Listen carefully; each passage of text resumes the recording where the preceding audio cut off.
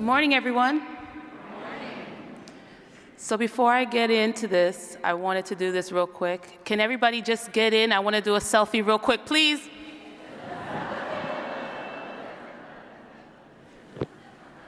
Awesome, guys.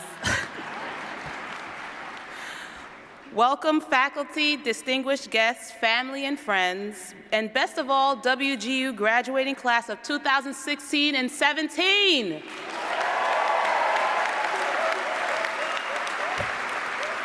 This part of our journey has ended, and what a better way to celebrate the start of a new one. We rock. As I tried to wrap my mind around the words that I could deliver to describe my journey, only these words came to mind: standard at best. Those three words would be the one consistent factor throughout my adolescent years at home. Raised in a conservative Haitian-American household, the expectations for academics were set: be the best or be nothing. Although there were many victories, I could always do better, be better. Or at least that was what my perception was. Standard at best. They would be the invisible words branded onto me as the 19-year-old pregnant college dropout, haunting me, the best achievement I could hope to obtain as a single mother working 2 jobs. A statistic. Already defined, I should only hope for the ability to raise my daughter to not end up like her standard at best mom. I mean, standard at best. It's not so bad, right? If I could aim to be standard, I could have a normal life after all. No? That should be okay. Yes? No. Wrong.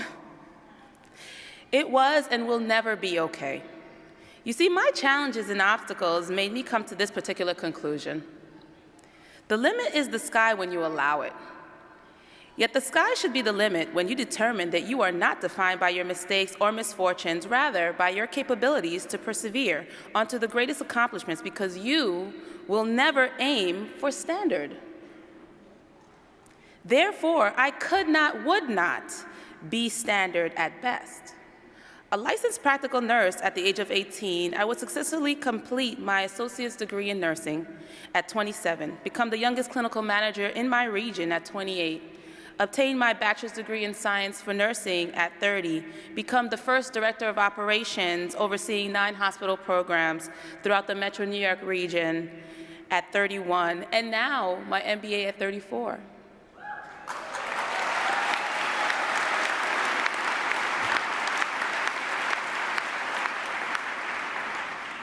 So you see, there was nothing standard about my journey. There is nothing standard about me. Labeled as standard at best did have its advantages, though. No longer allowing myself to feel uncomfortable without the lack of minority female representation in executive leadership roles, I decided to be the change that I wanted to see. As the founder of the Nutrescence Network, a nonprofit organization created to empower women into taking on executive positions in healthcare, corporate organizations, and entrepreneurial enterprises, I aimed to revolutionize the world with minority females that would impact the culture of health within our communities.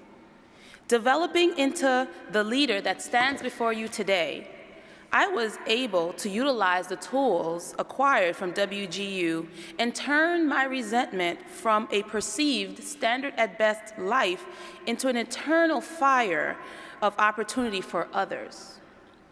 I decided to create the voice that I was once told that I did not have. And in return, it offered me the opportunity to create voices for those who are believed to be voiceless.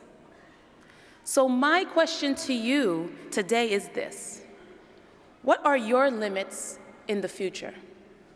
Clearly, we each went through our own hurdles, obstacles, barriers, dilemmas, etc.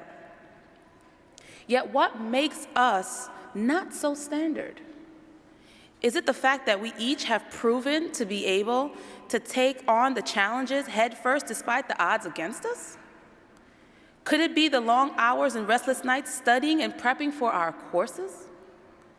Or maybe it's the APA formatted 1-inch margin with abstract and head runner and reference list in which we love so much.